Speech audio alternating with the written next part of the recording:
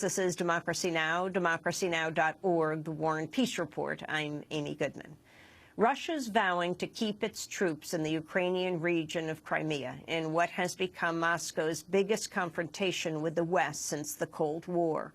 Russian troops seized part of the Crimea Peninsula without firing a shot as the parliament in Moscow gave President Vladimir Putin a green light Saturday to proceed to protect Russian interests following the ouster of Ukraine's pro-Russian Prime Minister Viktor Yanukovych.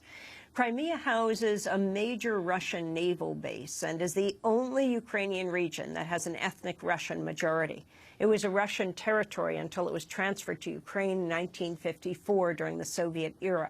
Ukraine's new Prime Minister, Arseniy Yatsenyuk, said Putin had effectively declared war on his country. This is the red alert. This is not the threat. This is actually the declaration of war to my country. And we urge President Putin to pull back his military and to stick to the international obligations and bilateral and multilateral agreements that were signed between Ukraine and Russia. Earlier today, Russian troops seized a Ukraine Coast Guard base in the Crimean city of Balaclava. On Sunday, the new head of Ukraine's Navy defected to Russia. Concern is growing that more of eastern Ukraine could soon fall to the Russians. Putin sent troops into Crimea in defiance of President Obama, who addressed the crisis Friday. We are now deeply concerned by reports of military movements taken by the Russian Federation inside of Ukraine. Russia has a historic relationship with Ukraine, including cultural and economic ties, and a military facility in Crimea. But any violation of Ukraine's sovereignty and territorial integrity would be deeply destabilizing, which is not in the interest of Ukraine, Russia, or Europe. It would represent a profound interference in matters that must be determined by the Ukrainian people. It would be a clear violation of Russia's commitment to respect the independence and sovereignty and borders of Ukraine and of international laws. The Obama administration is still debating how to respond to the Russian troop movement. In an initial step, the United States and other G7 nations said they're suspending preparations for this year's G8 summit in Russia, due to take place in Sochi in June. Secretary of State John Kerry said the U.S. is considering placing sanctions on Russia and kicking Russia out of the G8. Ukraine's envoy to the United Nations said Kiev may ask for international military support if Russia's military action expands. To talk more about the crisis in Ukraine, we're joined by two guests. Timothy Snyder is back with us, professor of history at Yale University, author of Bloodlands, Europe Between Hitler and Stalin.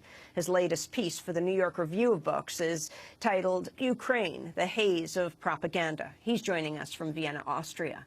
Joining us from Washington, D.C. is Ray McGovern, a retired CIA analyst. He was an analyst of Russian foreign policy for the first decade of his 27-year career with the agency. His later duties included preparing the president's daily brief and chairing national intelligence estimates. McGovern is now on the steering group of veteran intelligence professionals for sanity. He recently wrote an article for Consortium News called Ukraine, One Regime Change Too Many. Let's start with Professor Snyder. Can you explain what's happened until this point? Well, revolution and then counter-revolution. Ukraine was governed by probably the most financially corrupt regime in the history of the world, which by the end of its rule was not only physically oppressing, but finally killing its citizens as they attempted to exert pressure by way of exercising their rights to speech and assembly.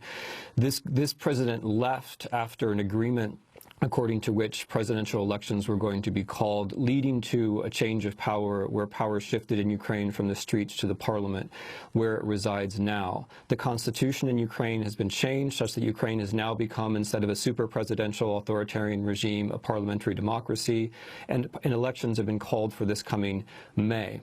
What happened immediately after that was an entirely unprovoked Russian military intervention on part of Ukrainian territory.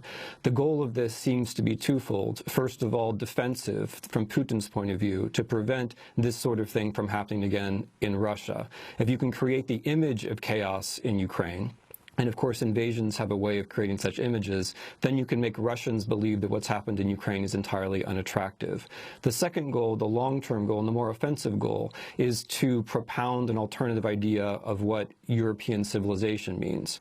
Putin and his advisors and the Russian press have made very clear that they understand Ukrainian events not just as an expression of Ukrainian interests or ideas or aspirations, but as part of a decadent European civilization. And by decadence, they mean rejection of Christianity, advocacy of the rights of ethnic and sexual minorities. They're making it very clear that this is what they oppose, and they seem to be trying to draw a line in Ukraine.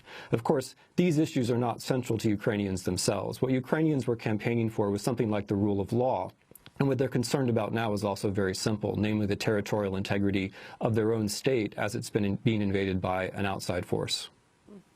And what about moving forces into Crimea? How significant is this, Professor Snyder?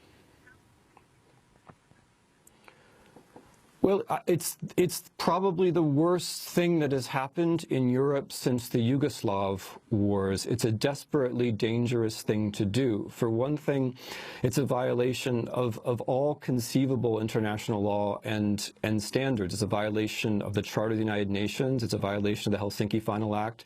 It's a violation of multiple treaties between Ukraine and Russia, including the one by which Russia has basing rights in Ukraine.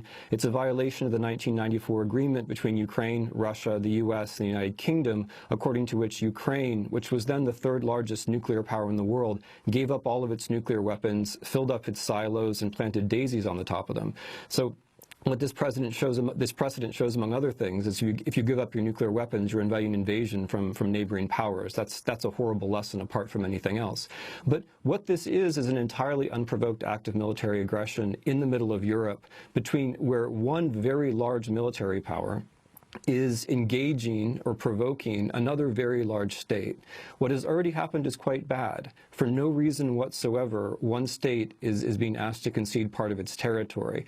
But Russia, the aggressor, is asserting for itself the right to continue to invade the country, to protect the ill-defined rights of very flexibly defined people who, by the way, are not asking for any intervention. On the contrary, there's a very long petition by Russian-speaking Ukrainians going on now in which they explain that they do not need any external interference, especially armed interference, to protect their rights. The governors of Ukraine's eastern provinces, who are themselves Russian speakers, are also making this point very clearly. So what we have now is one of the worst things that's happened, and it threatens to get very, very, very much worse.